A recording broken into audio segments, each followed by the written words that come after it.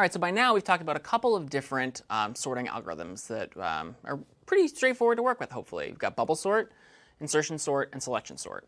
And what we do know is that all of them have in common is that they have a sort of worst case scenario runtime of n squared. Can we do any better than that? Well, the answer happens to be yes, we can, using an algorithm called merge sort.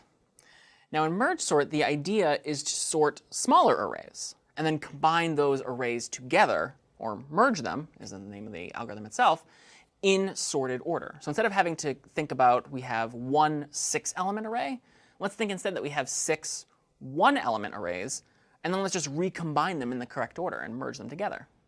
That would be one way to sort it, and that's what merge sort does. And it leverages something called recursion, which we've talked about which we'll talk about soon in another video. And if you want to get a better understanding of how recursion works, you might want to take a look at that video before coming and watching this one, because this is going to talk about recursion quite a bit. Merge sort is definitely the most complicated of the 4 different types of sorts that we cover in the class, and so I'm going to go through this one a little more slowly than the other ones. But the algorithm for merge sort itself is actually pretty few steps. We're basically going to say we're going to sort the left half of the array, sort the right half of the array, and then merge the 2 halves together. That is fundamentally what merge sort is all about. Of course, in practice, it's a little more detailed than that, but let's go through it now. So here's the same 6-element array we've been sorting all the time. And we're going to start to follow our steps of pseudocode, which is we want to sort the left half of this brick red array. So we're just going to focus on this part for now. And actually, just to make things a little bit easier, and because I've colored different things in different ways throughout this video, we're going to refer to this point, this half of the array, this left half of the overall red array. From this point forward, this is the purple half of the array. All right? So we are now in the middle of sorting the left half of the array, but we don't know how to do that. We don't know how to sort the left half of the array. So why don't we just go back to our merge sort steps again? All right, well, if I don't know how to sort the left half of the array, I'm just going to start again. Sort the left half of this array. So now I just want to focus on this part of the array, the left half. And I'm sort of arbitrarily deciding that my left half is going to be smaller than my right half. I have 3 elements. I can't divide it evenly. I can't have 1.5 elements on each side. So as long as I'm consistent, as long as I always choose, in this case, the left side is smaller, that'll be fine for merge sort's purposes. So now I'm left with this single element, this 5. How do I sort a 1-element array? Well, the good news here is I actually don't have to sort it at all. A single element array must necessarily be sorted. So I can say that if I'm sorting the left half of the purple part, that is sorted. So we're just going to call that sorted and set it aside for now. So now I want to go back to the right half of the purple part. That's this. How do I sort this array, this subarray? Let's just go back to our steps again. I want to sort the left half only. The left half is now 2. It's a single element. I know how to sort a single element. So I've sorted the left half of this, the left half of the right half of the purple. That's where we are. That's sorted. Now I go back and I sort the right half of the left half of the purple, which is the 1. 1 is a single element. It's really easy to sort. It's in sorted position. Now is the first time I finally get to this 3rd step of merge sort, where I merge the 2 halves together. So here what I have to do is consider these 2 light green halves. And I have to decide which one has the lower element. In this case, it's 1. So what I do is I take the 1 and I put it in the first position of some new hypothetical array. Then I compare the 2 against nothing, and I ask which one is lower. Well, 2 or nothing, what's lower is 2. So now let's reframe the picture, because remember we're talking about recursion. We're only focusing on the left half of the overall brick red array, which we then called the purple array. By this point in our steps, with respect to the purple array, we have sorted the left half, which is 5, and the right half, which is originally 2 and 1, but now we have done these merging steps, and we've got that in the correct order.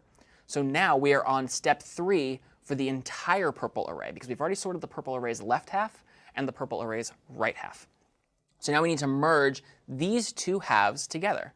And just like we did a second ago with the 2 and the 1, we're going to compare the first element of the left part and the first element of the right part and figure out which one is smaller and make that the first element of our new array. So I compare 5 and 1, and I say which one is smaller? Well, it's 1. So 1 becomes the first element of this new 3-element array. Now I have to make another decision. Is 5 lower or is 2 lower? Well, 2 is lower, so 2 becomes the next element of our merging step. Then I say, is 5 lower or is nothing lower? Well, clearly in this case, the only option I have left is 5. And so now, at this point in the process, let's again think recursively about where we are. We have sorted for the entire red array. We have just done step 1. We have sorted the left portion. We've done so recursively, but we have sorted the left portion of the overall red array. So we can kind of put this aside for now, because now we have to go to the next step of the merge sort process, which is to sort the right half of that red array. So let's go over and focus on the right half. We're going to go through exactly the same steps that we just went through with the left part, but now we're going to do it with this red part on the right. So I want to sort the left half of this array. Well, that's pretty easy. I just arbitrarily, again, divide it. I look at it. I say, OK, well, 3 is a single element. Single element is already sorted, so I don't have to do anything, which is great. I can just set that one aside and say 3 is already sorted. Now I want to sort the right half of the not so brick red, but is still red, half of the array, which is this section. How do I do this? Well, it's more than one element, so I'm going to go back to the beginning of my process again. I'm going to sort the left half of that array. So I look and I say, here's the left half. It's 6. It's already sorted. Now I'm going to sort the right half of the array. It's 4. It's already sorted. Now I get to that merge step again, where I have to, again, do these sort of side-by-side comparisons. Which one is lower? Is 6 lower or is 4 lower? Well, 4 is lower, so that becomes the first element of our new merged little subarray here. And then I have to choose between 6 and nothing, and I say 6 is the lowest remaining.